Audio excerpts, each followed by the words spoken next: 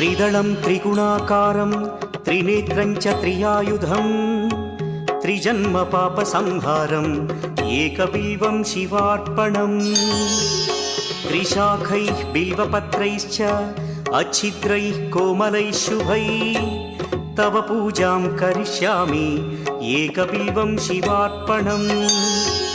कोटिकन्या महादानं तिलपर्वतकोटयः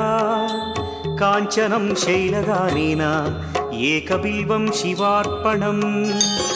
काशीक्षेत्रनिवासं च कालभैरवदर्शनौ प्रयागे माधवं दृष्ट्वा एकबिल्वं शिवार्पणम् इन्दुवारे व्रतं स्थित्वा निराहारो महेश्वर नक्तं हौष्यामि देवेश एकबिल्वं शिवार्पणम् रामलिङ्गप्रतिष्ठा